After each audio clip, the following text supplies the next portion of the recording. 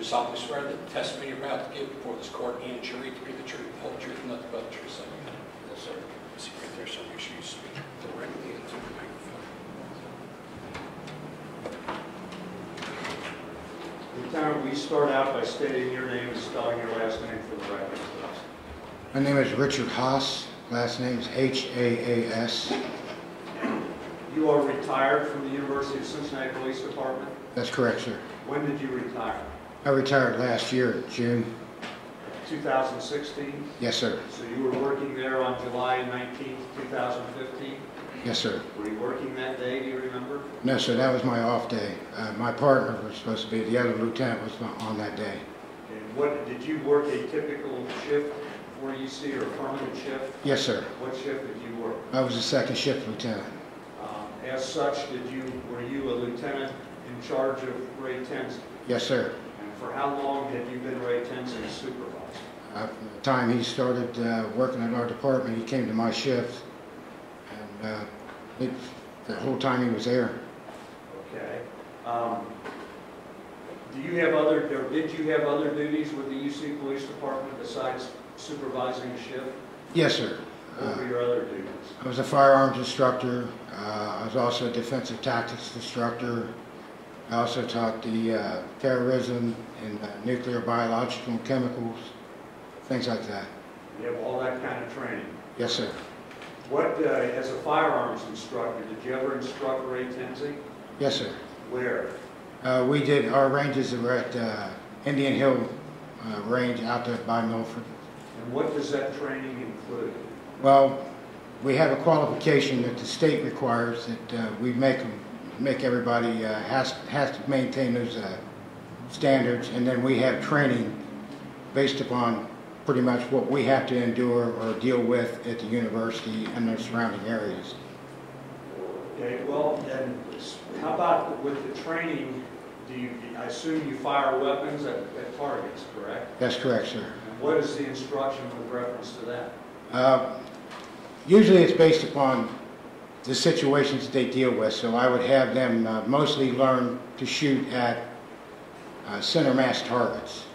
That's what the state requires, and that's what, the minimum requirements, and that's what we teach. We also teach, other situations. For example, a hostage situation, if an officer gets stuck in something like that where he goes around a corner and he's in a situation where he has to use his weapon, he may have to do, different types of shots at that point. But we don't do this shoot to wound thing. There's no such thing. Well, what do you do? You just shoot center mass until the situation is resolved. Until the threat is stopped? Until the threat is completely stopped, yes. Who was the police chief at that time? I believe it was Goodrich. And did you worked for Chief Goodrich, correct? Yes. Did he have a policy that he instructed you to instruct the people under you with reference to patrolling off campus? Well, yes, he did have a policy for the patrolling off campus. That is correct. And were there some instructions that were given Yes. for you to pass down to the officers? Yes. He wanted more traffic stops. I remember one particular incident that I felt that we were doing too many, and he came in during the roll call and told the officers what great jobs they were doing, and he wanted them to keep it up. And I just sort of stood there and didn't know what to say because it was the chief, and so we went on with what we had to do. Why did you think you were doing too many? Well, one, we had just doubled in size, so I felt that the training that the officers needed should have been a little bit more diversified than just traffic. I don't think that the proactive policing is traffic stops. I think it was more just being visible. What, as far as the traffic stops, did he give any orders about who to stop? And he didn't give an order about who to stop. He just wanted more traffic stops. And when I assume when you say traffic stop, there had to be a legitimate reason to make the stop. Correct? That's correct. You have to have probable cause for a traffic. You just can't stop anyone. I mean, that's against the law. And did you ever tell your people under you to back off? I've asked them and they did. Most of them did. Most of them were all of our officers on second shift were pretty well motivated. They knew what was right and what was wrong. I just pretty much just watched what they did. They were good officers. I didn't have to ride roughshod over them. Did you ever have any trouble with Ray Tenzing? Never. He was one of my lead officers, actually. Lieutenant, does the University of Cincinnati Police Department supply its officers with tasers? Not anymore. What is a taser? A taser is an electronic stunning device. Usually just help to submit people, you know, so that nobody gets hurt, that you can put them in detention at that point. And do you know why UC officers are not equipped with tasers anymore? Objection.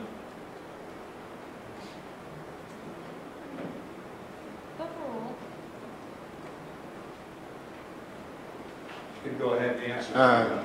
Yes. I was involved in an incident in 2011 where I tased a young man after giving him multiple commands to stop, and he still kept coming at me, and I had too many people there, and I was worried about my weapon, so I tased him, and subsequently the young man died. And as a result of that, UC police officers had tasers removed from their equipment, correct? That's correct, sir.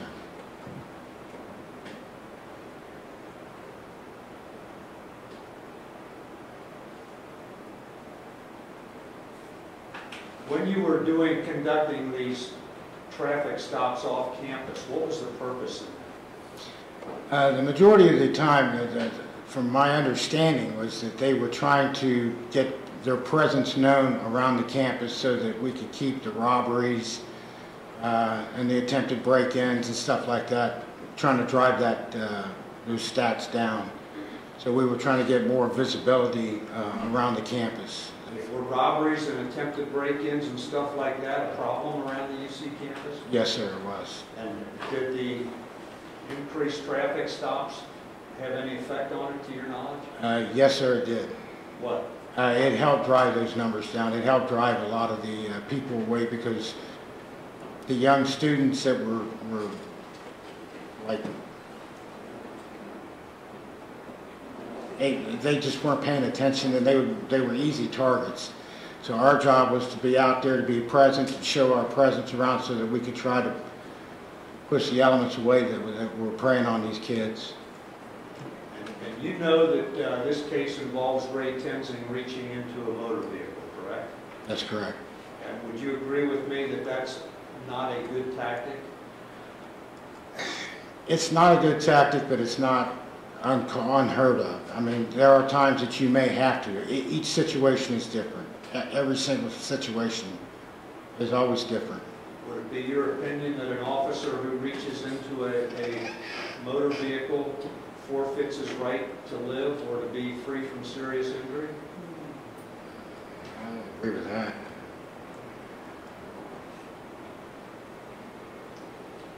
I got nothing further. Thank you, Mr. Houston and Cross. Hold on one second.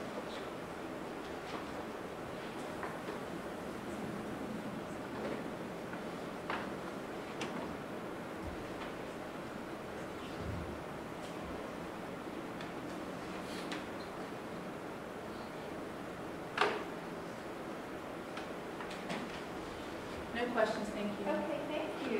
Lieutenant Haas, you may step down. Thank you for your help today.